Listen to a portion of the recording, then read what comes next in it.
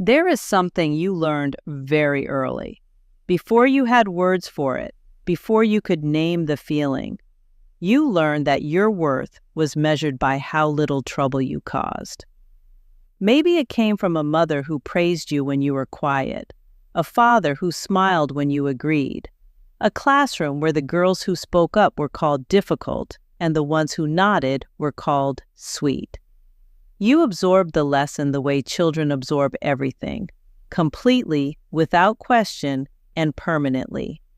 Be agreeable. Be helpful. Be the one who holds it together so everyone around you can fall apart. Make yourself easy to love by making yourself small enough to fit wherever you are needed. If that sounds familiar, if some part of you recognized yourself in those words before I even finished the sentence, this video is for you. Because nobody told you that what felt like kindness was a trap. Nobody told you the cost. Psychologists call it fawn response, a survival mechanism first described by therapist Pete Walker. When a child grows up in an environment where conflict feels dangerous and disapproval feels like abandonment, the nervous system learns to appease, to smooth things over, to sense what other people need and deliver it before they even ask. For Gen X girls, this conditioning didn't come from one place. It came from everywhere at once, from mothers who had sacrificed their own ambitions and modeled selflessness as virtue, from a culture that rewarded female compliance and punished female assertiveness with words like bossy, cold, too much, from the quiet but persistent message that being liked required being manageable. And so she learned.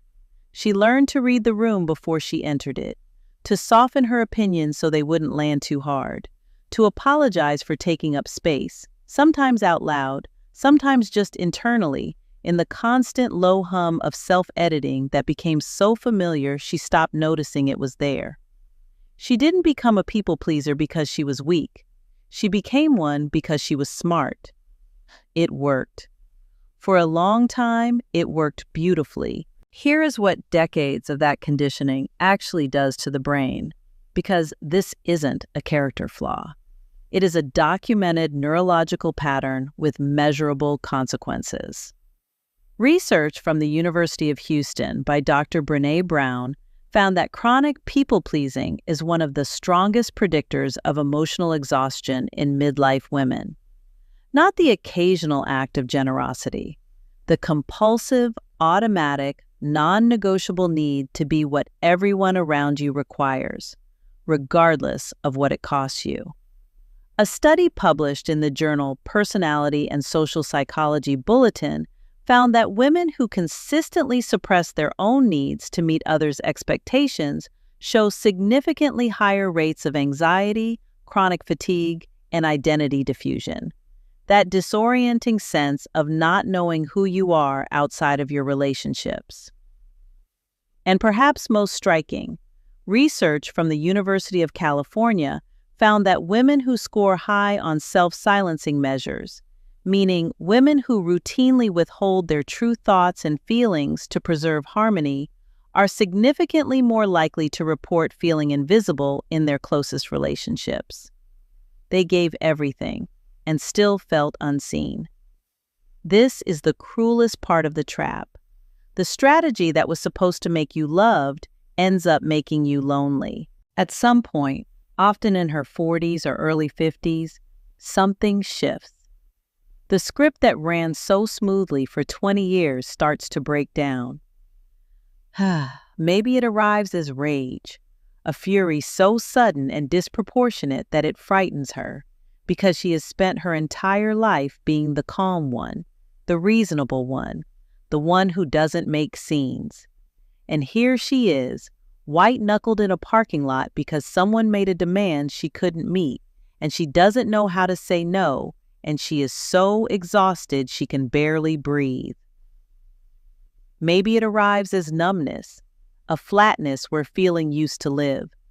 She goes through the motions, the dinners, the commitments, the performances of ease, and notices distantly that she has stopped caring whether any of it is real.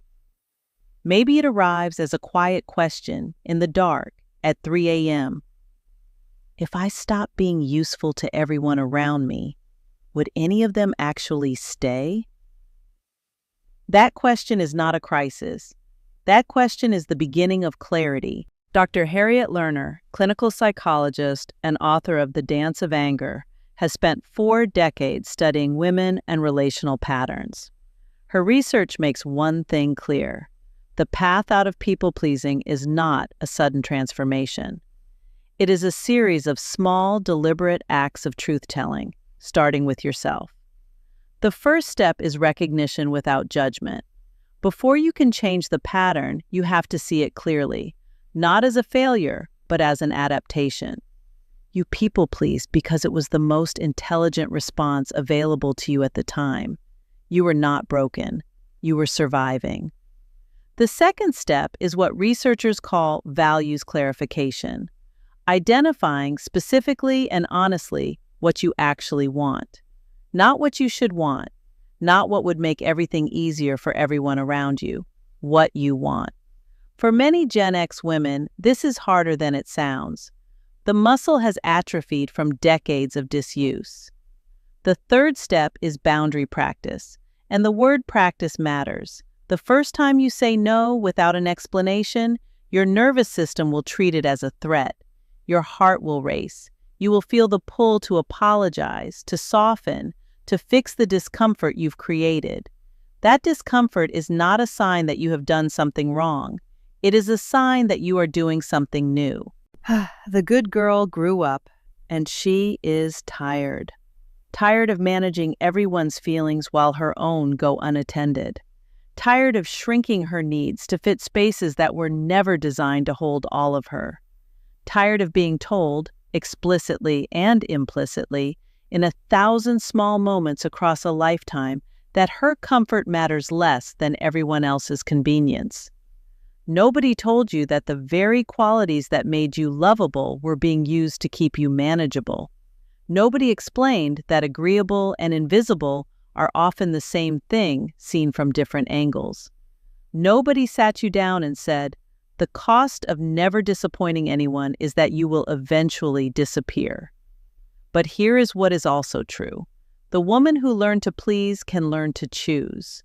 The woman who learned to smooth every sharp edge can learn to let some things stay rough. The woman who spent decades asking what everyone else needed can finally ask herself, not because she has stopped caring about the people she loves, but because she has started caring about herself with the same consistency she gave to everyone else.